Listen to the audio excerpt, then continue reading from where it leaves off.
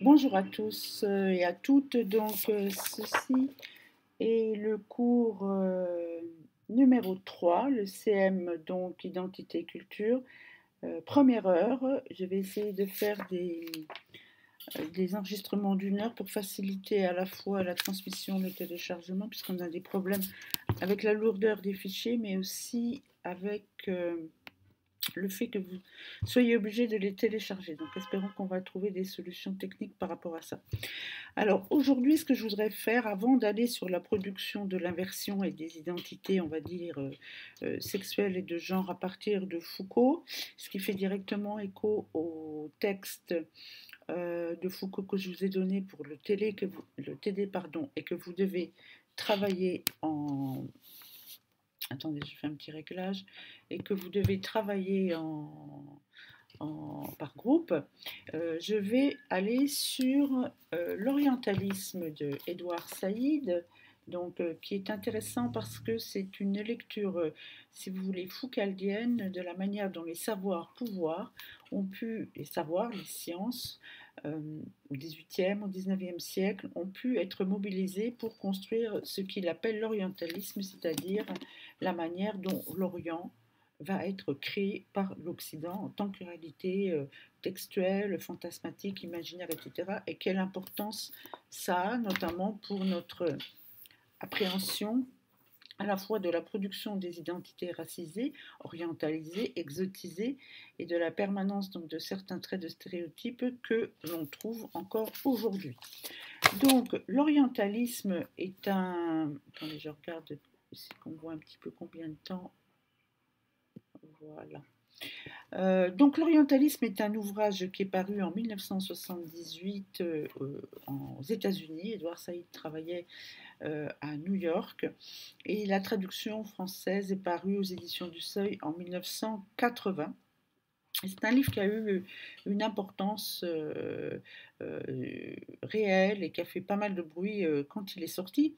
Et donc l'idée de Saïd, c'est de savoir comment, il a lu Foucault, bien sûr, La volonté de savoir, qui est paru avant, et de savoir comment les savoirs sont utilisés comme pouvoir, comment on peut exercer le pouvoir grâce au savoir, comment le fait qu'il y ait de nouvelles disciplines, hein, on va en parler avec la sexologie, avec Foucault, avec toutes ces nouvelles sciences qui ont grandement contribué à la construction du racisme biologique au 19e, par exemple la craniométrie, la phrénologie, etc., etc.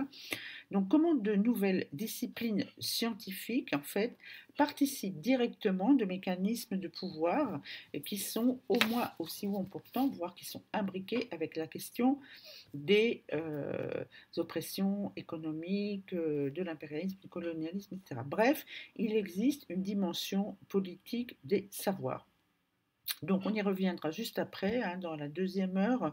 Évidemment, tout ça est lié à l'analyse différente que propose Foucault du pouvoir en essayant de voir aussi quel rôle joue ce qu'il appelle les savoirs-pouvoirs. Et lui, Foucault, il le fait quand il analyse l'émergence de l'encyclopédisme médical et sexuel du XIXe siècle, donc dans La volonté de savoir, qui est paru en 1975. Alors, qu'est-ce que c'est que cette nouvelle science ou ces nouvelles sciences qui participent de l'orientalisme et depuis quand l'Occident, qui est donc le sujet de production de ce type de savoir, se préoccupe de l'Orient?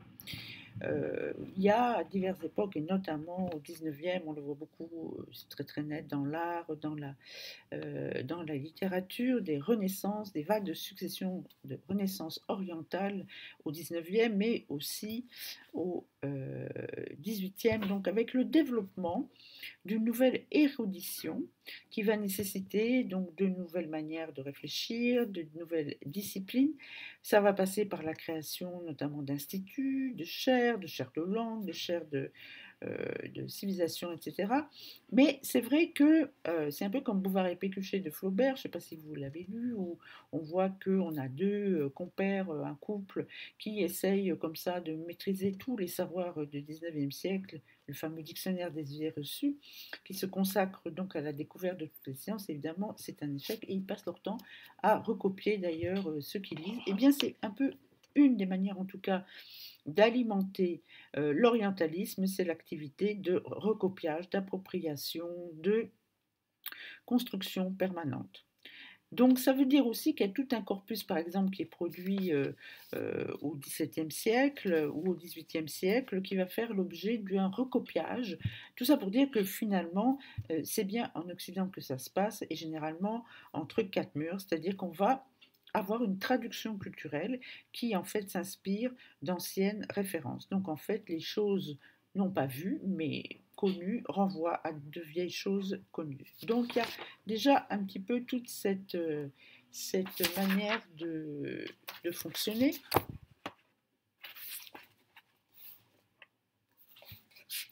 Donc là, je vais vous donner par exemple un exemple de ce qu'en dit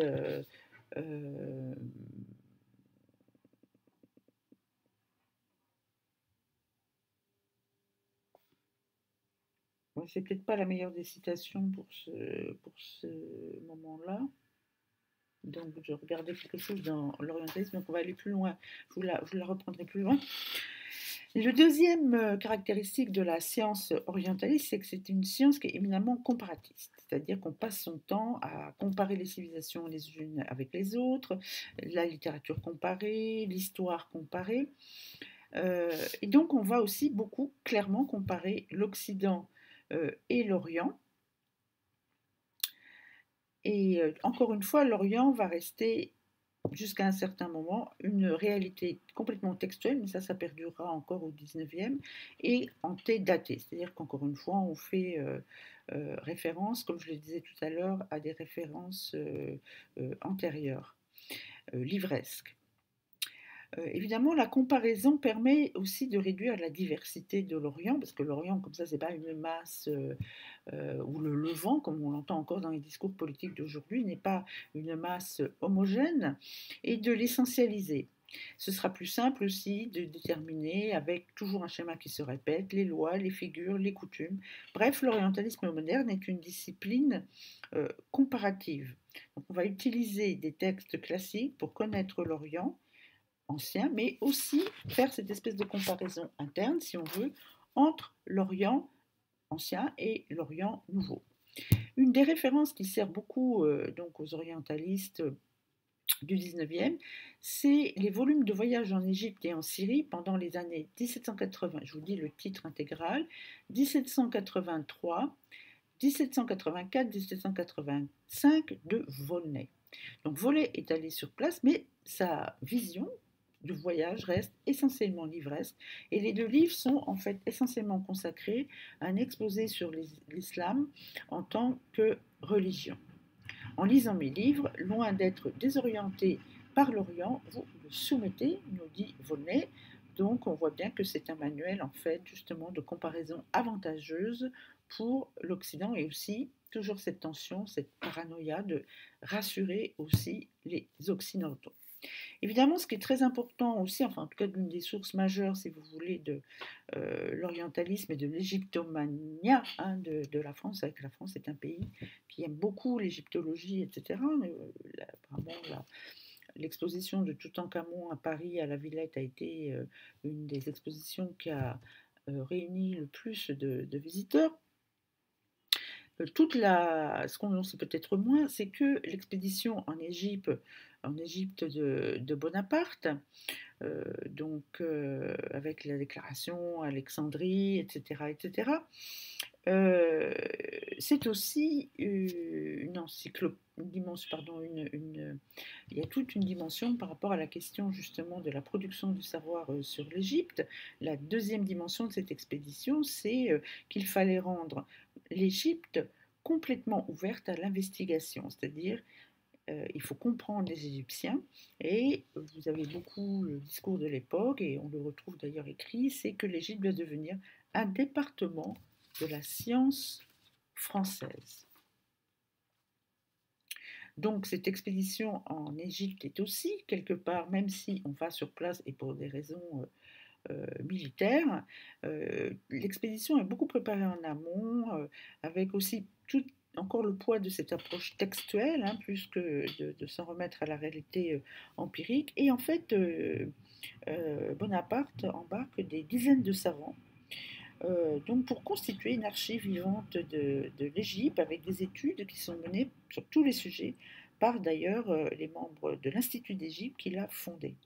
Mais pour Saïd, même s'il y a cette expédition, on va dire, scientifique, il y a encore une fois, un univers référentiel et textuel complètement fermé et qui est principal. Ceci dit, l'Institut en charge donc de faire comprendre ce qu'est l'Égypte va déboucher sur la publication des volumes intitulés La description de l'Égypte en 33 volumes, une publication qui va s'étendre de 1803 à 1828. Donc, on voit bien déjà ce qui se passe, c'est que l'orientaliste moderne sait mieux que l'oriental qui il est. Je vous donne une citation de Saïd, l'orientaliste européen estimait de son devoir de sauver aussi une partie de la grandeur passée classique de l'Orient qui avait été perdue pour aussi rendre plus facile les améliorations de l'Orient présent. Ce que l'Européen prenait dans le passé de l'Orient classique, c'était une vision que lui seul pouvait utiliser au mieux. Vous voyez encore une fois comment la dimension comparative interne peut être utilisée pour justifier les entreprises coloniales. Bon, on pourrait, j'ai pas le temps évidemment de résumer tout le livre de Saïd, mais que je vous enjoins à lire parce que il est vraiment très intéressant. Bon, ça fait quand même 400 pages. Il y a aussi toute une manipulation de la narration avec des mises en parallèle, par exemple. Je vous cite quelques exemples de plaquage si vous voulez, mais comment à la fin du XVIIe siècle, il y avait toute la reprise de la narration du péril ottoman turc est une menace pour la civilisation chrétienne, et comment en fait on va mettre en parallèle ce que le Christ et la région chrétienne, à savoir son fondement Mahomet et l'État l'islam, comment on va aussi expliquer que Mahomet n'est cependant pas l'équivalent du Christ, comment on essaye de montrer que l'islam est une version fourvoyée en fait du christianisme, que Mahomet est le propagateur d'une fausse révélation. Vous avez en appui toute la bibliothèque orientale aussi de Barthélemy et Berthaud en 1697, qui est préfacée par Antoine Galland, qui avait fait une traduction complètement fantasmée des Mille et une nuits, des contes des Mille et une nuits. Et là encore, la bibliothèque va représenter, enfin, la bibliothèque orientale de Barthélemy et Berthaud va confirmer tout ce que les orientalistes pensent de l'Orient aux yeux de ces auteurs. En tout cas, c'est la thèse de Saïd.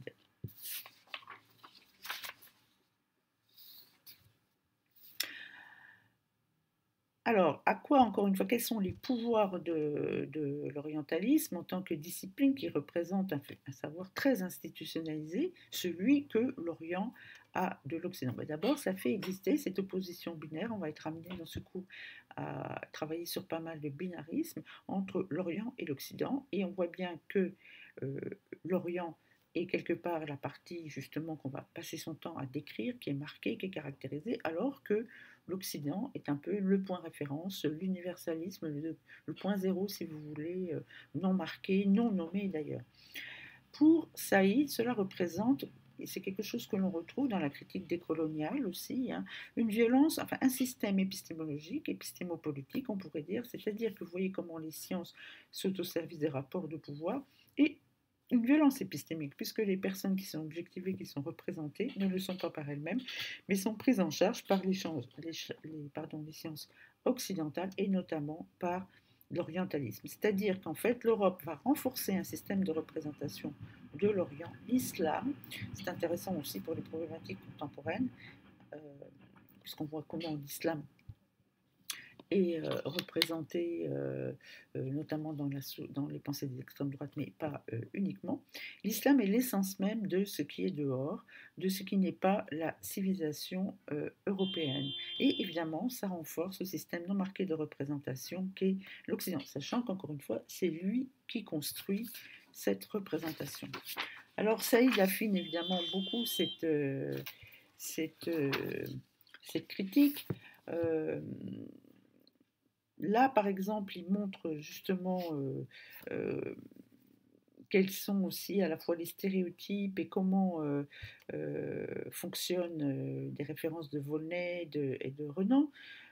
Par exemple, mais bon là on parle de la France, mais vous avez aussi évidemment le même type de production de savoir en Angleterre, parce que les Britanniques vont occuper l'Égypte aussi. Donc Cromer, par exemple, qui est un, un savant Cromer et Balfour, donc ils sont un petit peu eux à la source de l'orientalisme en Angleterre, avec un ouvrage d'ailleurs qui s'appelle Modern Egypt. Cromer, nous dit Saïd, ne fait pas d'effort pour cacher que pour lui, les Orientaux n'ont jamais été rien d'autre que le matériau humain sur lequel il a gouverné dans les colonies anglaises. Comme je ne suis qu'un diplomate et un administrateur dont l'étude propre est aussi l'homme, mais en tant qu'il s'agit de le gouverner, dit Cromer, donc il est à la fois producteur de savoir mais en même temps administrateur colonial, je me contente de noter le fait que d'une manière ou d'une autre, l'oriental agit, parle et pense en général exactement à l'opposé de l'européen. Donc là, vous voyez aussi, il y a cette opposition entre l'Europe et les civilisations orientales, l'islam, etc. Les descriptions de Cromer sont bien sûr fondées en partie sur l'observation directe, bien qu'ici il se réfère lui aussi aux autorités orthodoxes de l'orientalisme qui sont françaises, en particulier Ernest Renan et Constantin de Volney pour appuyer ses vues. Volney que je vous ai cité tout à l'heure. Il s'en remet aussi à l'avis de ces autorités quand il s'agit d'expliquer pourquoi les orientaux sont tels qu'ils sont. Il ne doute pas un instant que tout savoir sur l'oriental confirmera ses vues qui sont à en juger par sa description de l'Égyptien s'effondrant lors d'un interrogatoire que l'oriental est coupable. Son crime, l'oriental est un oriental. Et cette tautologie est très communément acceptable, comme l'indique le fait qu'elle peut être écrite sans même faire appel à la logique ou à la symétrie d'esprit des Européens. C'est ainsi que toute déviation à partir de ce qui est considéré comme la norme du comportement oriental est perçue comme contre-nature. Le dernier rapport annuel envoyé d'Égypte par Cromer proclame par conséquent que le nationalisme égyptien, et là on voit bien que c'est une manière évidemment d'empêcher la décolonisation et le nationalisme, alors que la nation est une idée qui va être particulièrement valorisée dans les pays européens. Donc le dernier rapport annuel envoyé d'Égypte par Cromer proclame par conséquent que le nationalisme égyptien est, je cite, une idée toute nouvelle et une plante de provenance exotique plutôt qu'indigène. Bien des termes ont été utilisés pour exprimer ce rapport. Balfour, donc le rapport en fait, le fait que l'Occident, l'Europe, soit toujours en position de force et de domination par rapport à l'Orient. Balfour et Cromer, de manière caractéristique, employaient les termes suivants. L'oriental est déraisonnable, il n'est pas rationnel. Il est dépravé, déchu, ça peut avoir une connotation sexuelle. Il est puéril, il est infantile. Il est différent. L'européen est ainsi raisonnable, vertueux, mûr, normal. Mais pour rendre ce rapport plus vivant, ce rapport hiérarchique, on soulignait toujours le fait que l'oriental vivait dans un monde à lui, différent, mais complètement organisé, un monde avec ses propres frontières nationales, culturelles, épistémologiques et ses principes de cohérence interne. Cependant, ce qui donnait au monde de l'oriental son intelligibilité et son identité n'était pas le résultat de ses propres efforts, mais plutôt toute la série complexe de manipulations intelligentes permettant à l'Orient de caractériser l'Orient, permettant à l'Occident de caractériser l'Orient. C'est ainsi que les deux traits des rapports culturels que j'ai exposés se rejoignent. Le savoir sur l'Orient, parce qu'il est né de la force, crée en un sens l'Orient, l'oriental et son monde. Dans le langage de Cromer et de Balfour, l'oriental est dépeint comme quelque chose que l'on juge, comme dans un tribunal, quelque chose que l'on étudie et décrit, comme dans un curriculum, quelque chose que l'on surveille, comme dans une école ou une prison, quelque chose que l'on illustre, comme dans un manuel de zoologie. Dans chaque cas, l'oriental est contenu et représenté par des structures dominantes. Et là, en se demandant d'où vient cette force, évidemment, de jugement, de surveillance, de contrôle.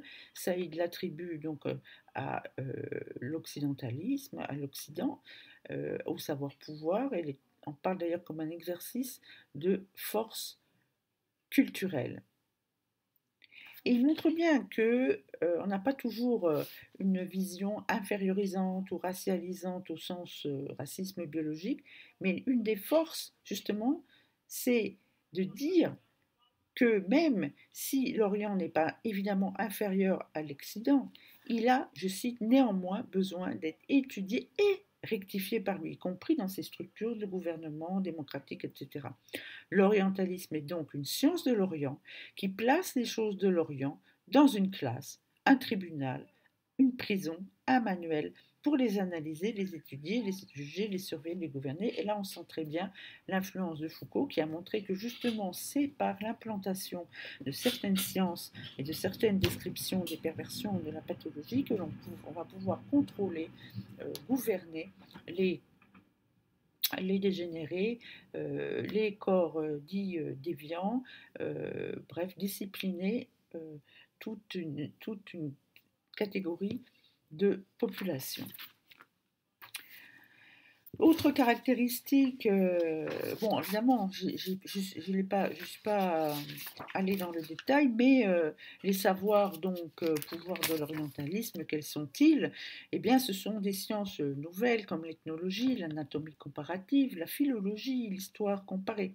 Encore une fois, regardez la littérature du 19e qui est complètement perclue d'orientalisme avec les œuvres littéraires d'Hugo, de Lamartine, de Nerval, de Flaubert. Et d'ailleurs, la plupart n'ont jamais mis les pieds en Orient. Regardez aussi toute la peinture orientaliste de Lacroix, etc., etc. Donc, on voit bien ici que non seulement il y a des savoirs-pouvoirs, mais que vous avez des discours juridiques, des discours politiques, voire des discours quelquefois scientifiques, pathologisants, médicaux, le tribunal, donc la classe, la prison, l'asile, etc.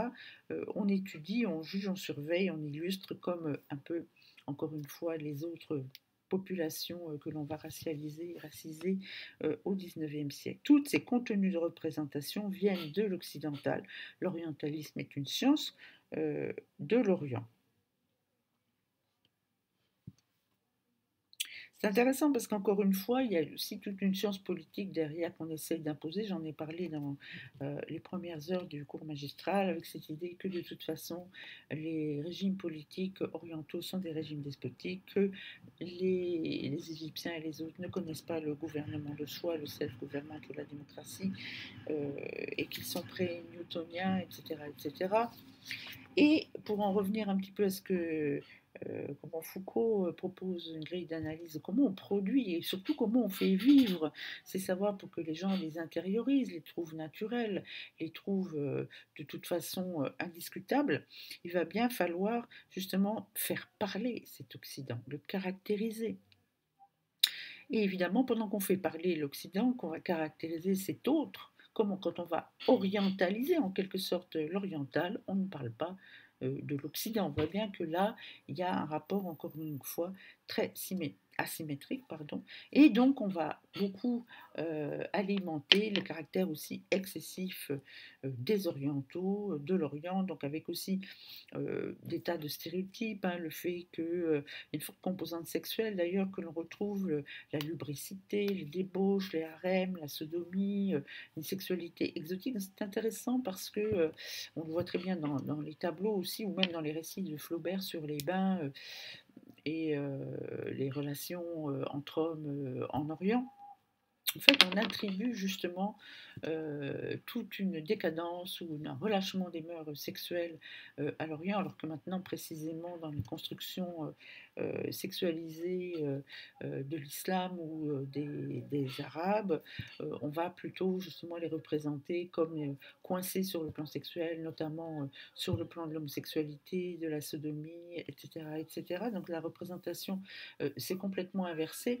Je ne sais pas si on aura l'occasion d'y revenir, mais mais en fait, vous avez d'ailleurs un ouvrage très intéressant là-dessus de David, pardon, de Massad. Je vous donnerai la référence, son titre exact m'échappe. Mais Massad, justement en reprenant aussi les écrits de Saïd ou la méthodologie de Saïd, montre très bien en fait qu'en Orient, il n'y a jamais eu de codification pathologique et binaire homosexualité et hétérosexualité, en tout cas en Orient. Lui, il le prend beaucoup plus en détail, suivant les pays, et pas du tout de manière justement comme ça, la construction orientaliste, essentialiste et homogénéisante. Et il montre que, et on le sait d'ailleurs, et c'est la même chose aussi, y compris dans certaines législations dans l'Afrique contemporaine, que en fait justement la pathologisation et la criminalisation sur le plan juridique et médical de ce que l'on appelle l'homosexualité fait son apparition dans les dispositions administratives des administrations coloniales. C'est le cas en Inde, c'est le cas euh, dans les pays du Maghreb. On va aussi beaucoup insister sur le caractère de ruse, le fait que justement que Mahomet est une espèce de matrice de la ruse, que c'est un imposteur, le fait aussi, et vous le verrez très bien dans le film Princesse Tam Tam, que l'autre est aussi celui qui est à la fois très familier et très étranger. Et d'ailleurs,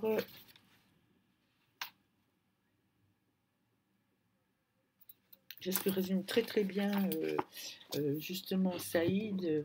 Donc je vous cite un extrait encore de l'orientalisme. Sur le plan de la position du problème, de la problématique, les orientalistes considèrent l'Orient et les Orientaux comme objets d'étude, frappés d'altérité, comme tout ce qui est autre, qu'il soit sujet et objet, mais d'une altérité constitutive, de caractère essentialiste. Cet objet entre guillemets d'étude sera, comme il se doit, passif, non participant, doté d'une subjectivité historique, par-dessus tout non actif, non autonome, non souverain par devers soi, le seul Orient ou oriental ou sujet qu'on pourrait admettre à la limite extrême est l'être aliéné philosophiquement, c'est-à-dire autre que lui-même, par rapport à lui-même, posé, entendu, défini et agi par autrui. Ça, c'est intéressant parce que dans nos discussions dans les TD pour savoir qu'est-ce qui définit une minorité, souvent le premier réflexe que vous aviez était d'avoir une vision de la minorité quantitative et pas politique. Et ensuite, on se questionne souvent en se disant est-ce que c'est une minorité intéressante pour mon sujet? Le fait quand les minorités sont comprises de manière politique, on a forcément, vous voyez, un retournement par rapport à ces représentations opprimantes, y compris quand elles sont relativement anciennes, hein, et aussi par rapport au fait qu'une minorité, on parle à sa place, qu'elle soit agie, qu'elle soit passive. Donc ça, c'est évidemment un retournement qu'on retrouve dans la structure même du cours magistral, mais que vous allez sans doute être amené à évoquer en fonction des minorités que vous aurez choisies pour votre présentation. Je poursuis avec Saïd. Sur le plan de la thématique, les orientalistes adoptent une conception essentialiste des pays, des nations et des peuples d'Orient sous étude, conception qui se traduit par une typologie ethniciste caractérisée. Certains d'entre eux auront au fait de la faire déborder en racisme.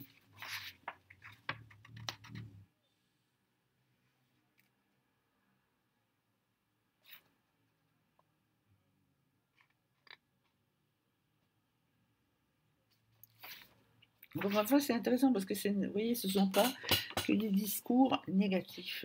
Et c'est ce que fait bien apparaître aussi Foucault dans La volonté de savoir, où il montre que, par exemple, quand on veut gérer, gouverner la sexualité au sens très très large, plus que de l'interdire, on va aussi l'imposer et la contrôler et produire, par exemple, des identités. Et c'est ce que reprend de manière transposée par rapport à l'orientalisme, justement, Saïd, restaurer, je le cite, une région de sa barbarie actuelle, c'est-à-dire par exemple dire voilà maintenant en ce moment c'est une décadence et vivent de manière décadente par rapport à leur splendeur passée. Donc restaurer une région de sa barbarie actuelle dans son ancienne grandeur classique enseigner à l'Orient pour son bien les méthodes de l'Occident moderne, subordonner ou modérer la puissance militaire pour donner plus d'ampleur au projet d'acquérir un glorieux savoir au cours du processus de domination politique de l'Orient. Formuler l'Orient, lui donner forme, identité, définition. Oui, ça c'est ce qu'on pourrait appeler une censure productive, en reconnaissant pleinement sa place dans la mémoire, son importance pour la stratégie impériale et son rôle naturel d'annexe de l'Europe, ennoblir tout le savoir ramassé pendant l'occupation coloniale en l'intitulant Contribution à la science moderne, alors que les indigènes n'ont pas été consultés, n'ont été traités que comme prétexte pour un texte qui pour eux n'a pas d'utilité. Avoir le sentiment en tant qu'Européen de disposer à volonté de l'histoire, du temps et de la géographie de l'Orient, établir des disciplines nouvelles, diviser, déployer, schématiser, mettre en tableau, en index et enregistrer tout ce qui est visible et invisible, tirer de tout détail observable une généralisation et de toute une généralisation une loi immuable concernant la nature, le tempérament, la mentalité, les usages ou le type des orientaux. Donc encore une fois, comment, hein, d'ailleurs les ouvrages eux-mêmes parlent d'eux-mêmes avec description, classification, description de l'Égypte en je ne sais pas combien de volumes, etc. Donc on voit bien ici quel est le rôle politique de l'orientalisme. À chaque fois qu'il faut choisir entre l'Orient et l'Occident, bah évidemment l'orientaliste va choisir et d'ailleurs convaincre tout le monde de choisir bien l'Orient.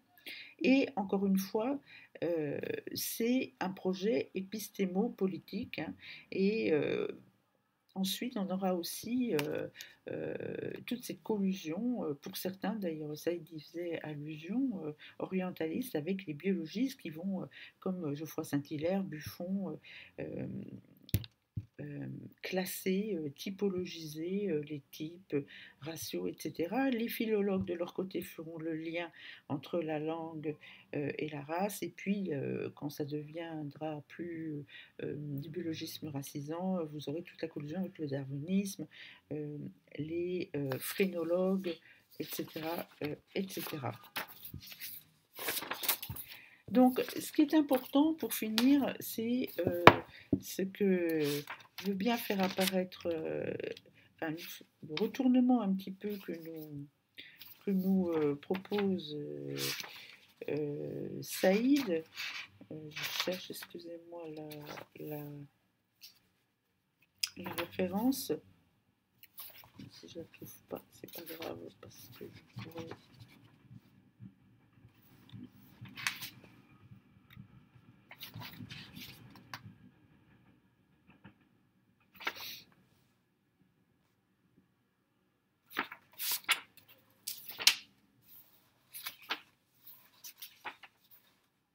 Je crois que je l'avais noté là, donc je vais la dire.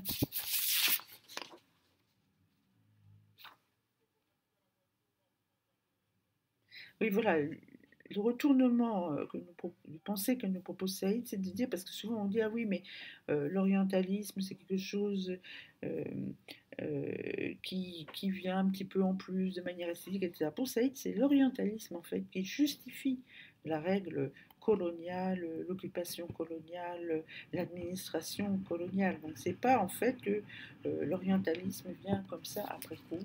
L'orientalisme en tant que système de savoir, pouvoir joue un rôle essentiel dans la colonisation, dans l'impérialisme. Deux petits éléments aussi, encore une fois, je n'ai pas le temps de vous raconter tout ce qu'il y a dans le bouquin de Saïd, mais je trouve qu'il y a aussi un passage intéressant quand il essaye de dire à la fois, ça nous intéresse au niveau de notre analyse de la représentation, à la fois comment l'orientalisme est un réalisme et, si on veut aller du côté de la psychologie, une forme de paranoïa. Donc je vous cite là ce paragraphe où Saïd donne ces deux interprétations. D'un point de vue philosophique, donc le type de langage, de pensée et de vision que j'ai appelé de manière très générale orientalisme est une forme extrême de réalisme. Ça c'est très intéressant parce que c'est une problématique qu'on retrouve aussi du côté des minoritaires quand ils veulent prendre en main les politiques de la représentation, par exemple après des années de représentation négative, pathologisante ou qu'ils estiment inexactes, c'est-à-dire qu'on va avoir une concurrence des constructions des représentations en disant mais c'est celle-là qui est la bonne. Et vous savez comme moi, hein, quand on a travaillé sur la photo, on sait que la photographie n'est pas plus la représentation de la réalité ou de la nature qu'un autre médium, c'est déjà une construction. Et que tous les romans réalistes, notamment d'ailleurs tous les romans fort courant réaliste qui est lié à la question scientifique au XIXe siècle, hein, si vous avez par exemple toute cette entreprise du réalisme quasi scientifique chez Flaubert, etc. C'est parce que l'on veut, on a le modèle de la science dans l'entreprise romanesque. On peut l'avoir aussi euh, euh, avec d'autres références comme la dégénérescence dans justement toute la généalogie des Rougon-Macquart de Zola, mais qui s'appuie justement sur tous les discours scientifiques sur la dégénérescence, sur les tares, etc., qui, et l'hérédité qui sont prégnantes au XIXe siècle. Donc, en fait, c'est toujours intéressant de voir qu'on va avoir ça peut être une stratégie d'ailleurs des minoritaires de proposer des représentations soit plus positives mais soit aussi plus réalistes, par exemple de la minorité dont ils veulent changer l'image ou parce qu'ils veulent se débarrasser des stéréotypes. Donc cette question de réalisme, on peut la garder en tête, notamment pour le bloc 3 qui concerne la question des stratégies de représentation et des politiques de la représentation. Donc je reprends la citation de Saïd. D'un point de vue philosophique, donc le type de langage, de pensée, de vision que j'ai appelé de manière très générale orientalisme est une forme extrême de réalisme. Il consiste en une manière habituelle de traiter de questions, d'objets, de qualités et de régions supposées orientaux. Ceux qui l'emploient vont désigner, nommer, indiquer, fixer ce dont ils parlent d'un terme ou d'une expression. Encore une fois, la nomination aussi est quelque chose que vous pouvez avoir en tête. Qui nomme qui? Quels sont les termes qui sont employés? Pourquoi est-ce qu'ils sont scientifiques? Quand est-ce que les termes pathologisants sont refusés? Quelqu'un, par exemple, dans le TD disait vouloir travailler sur les trisomiques 21. Pourquoi les personnes qui donc sont handis ne veulent plus qu'on les appelle trisomiques ou mongoliens, qui est évidemment aussi une dénomination complètement raciste. Donc c'est important de voir comment les dénominations peuvent être produites par des sciences, comment elles peuvent être justement fixées et comment ensuite elles peuvent être contestées. Donc ce pouvoir de nomination, d'autonomination, de nomination exogène, c'est très important. On considère alors que ce terme, cette expression, et voilà comment ça peut se lier avec la question du réalisme, a acquis une certaine réalité, ou tout simplement est la réalité, ou j'ajouterais la nature. D'un point de vue rhétorique, l'orientalisme est absolument anatomique et énumératif. Utiliser son vocabulaire, c'est s'engager dans la particularisation et la division des choses de l'Orient en parties traitables. D'un point de vue psychologique, l'orientalisme est une forme de paranoïa, un savoir qui n'est pas du même ordre que le savoir historique ordinaire, par exemple. Voilà quelques-unes des conséquences que la géographie imaginaire et des frontières spectaculaires qu'elle trace.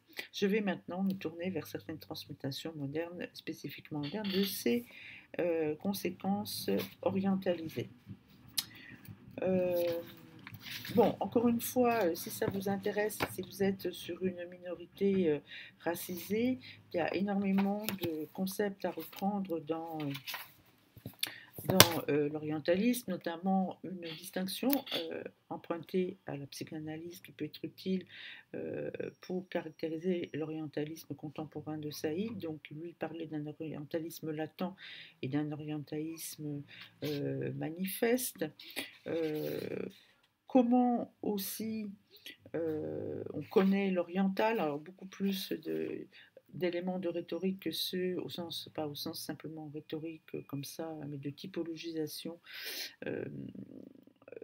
J'ai pas eu le temps évidemment de revenir sur toutes les figures entre guillemets de style. Il y a beaucoup de chapitres sur la compétence, la vision de l'expert orientaliste, et cette question des experts, comme vous le savez, est très importante pour nous. Voilà, donc encore une fois, si ça vous intéresse, vous pouvez vous reporter à l'ouvrage dans son entier, l'orientalisme, l'Orient créé par l'Occident.